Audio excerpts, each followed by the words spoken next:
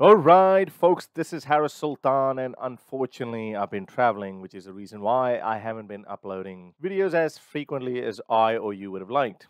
But that doesn't mean that the world stops spinning. It hasn't, obviously, and as you guys know, that things are heating up in the Middle East. For the last 6 US administrations, Israel has been trying to get the US to attack Iran and topple the terrorist Islamist regime of Iran. But unfortunately, up until this point, Israel has not really been that successful because obviously the United States has its own wars to fight. It doesn't want to go to war with another country, especially in the Middle East, when it's no longer seen favorable in the US, especially if it's an election year.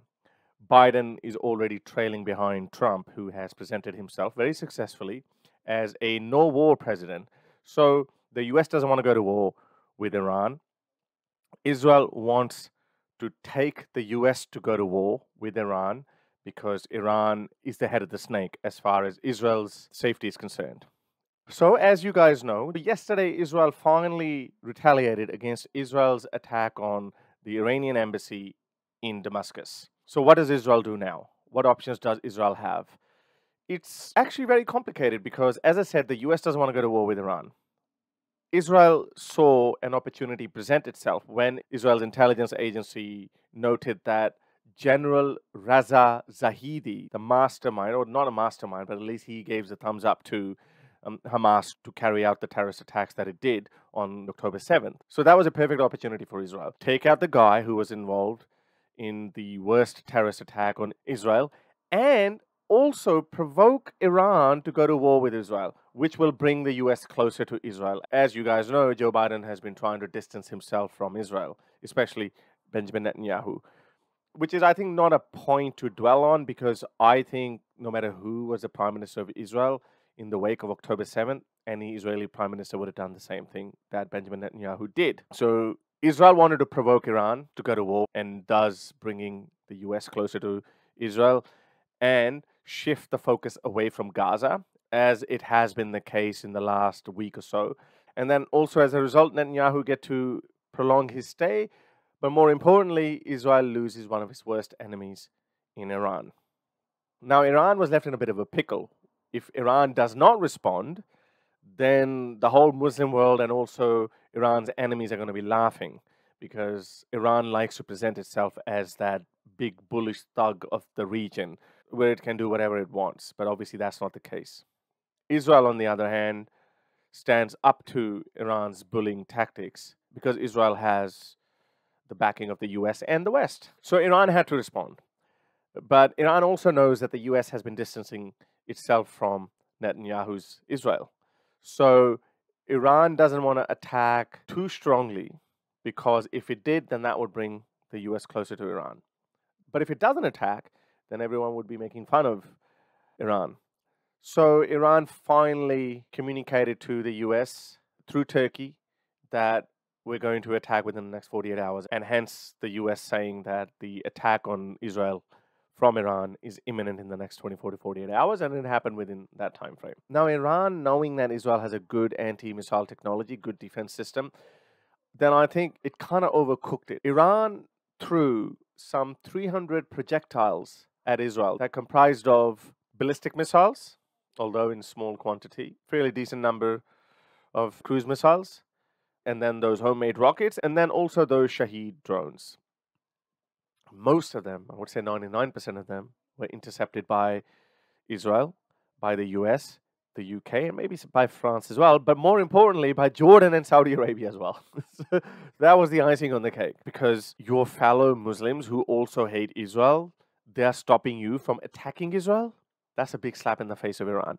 Iran itself is claiming victory and saying that the matter is resolved after it significantly hurt Israel, which is obviously BS. Imagine you throw 300 projectiles at an enemy and you only manage to injure one little girl. So basically, that's what Iran wanted. Make as much noise as possible, make a grand spectacle, but in the end, don't have any casualties. So that doesn't give Israel a chance to attack Iran, and thus bringing the US into the conflict. So the whole world was condemning Iran for going too hard at Israel, but obviously now the whole world's focus has shifted to Israel, and they're telling Israel to practice restraint. Now, let me tell you the dilemma of Israel. So, Israel always wanted to topple the Islamic regime. That's number one. It hasn't been able to do it up until now. But as I said, that was a perfect opportunity to provoke Iran into going to war with Israel. Now, that opportunity seems like is slipping away. So Israel has three options. Either go for the Iranian nuclear facilities. That would definitely provoke a full-scale war. And even though the US has already said that they would come and defend Israel, but they would not take part in any offensive actions by Israel against Iran. Even then, if Israel bombs Iranian nuclear facilities, Iran would respond, and then the US will get dragged into this war. So that is a bold step, but that is the step that Israel would want to take because, as I said, if the matter is resolved, then the whole world's focus will shift to Gaza and what's happening in Gaza. And obviously, Israel wants to go into Rafah and clean up the rest of Hamas's footprint from Gaza. But if it goes down this path, it also risks widespread condemnation from its Western allies. So that's the risk they have to take. If the matter is resolved, that would be a massive L for Israel. So I don't think Israel is just going to take the L. The second option is just do what Iran did. Basically, throw some missiles in empty fields of Iran and say, look, we've retaliated. But in my book, that would be considered an L because everyone knows that Israel has the capability to bomb any place in Iran. But the deterrence factor is gone. The only reason why Muslims don't attack Israel is because they know the Israeli mindset that if you attack Israel, then Israel retaliates with interest. That's number one deterrence. That's what every Muslim country is afraid of. So if Iran can throw 300 projectiles at Iran and Israel doesn't respond with interest, then that deterrence is gone. So I don't think that's a very feasible option. Now, the third option is that Israel can bomb some Iranian interests in third-party countries like in Lebanon or Syria. Now, that would be somewhat like a in-the-middle kind of approach. The US would say, okay, fine, don't escalate it any further. Iran might also say that, okay, fine, you've had your say, but, you know, we attacked your country. You only attacked a third-party country. So I think that would still be a bit of an L for Israel, but at least that's a, you know, in-the-middle kind of an off-ramp for Israel and Iran and also the US. Israel has always maintained that the only way to keep Iran in check is with brute force. Now, that's a big test of Benjamin Netanyahu's character because obviously the US has warned him, and I'm sure the language would be a lot harsher behind closed doors. If you do this, then, you know, we're going to drop you. But Benjamin Netanyahu knows that the US can't really abandon Israel like it can abandon, for example, Ukraine or Taiwan.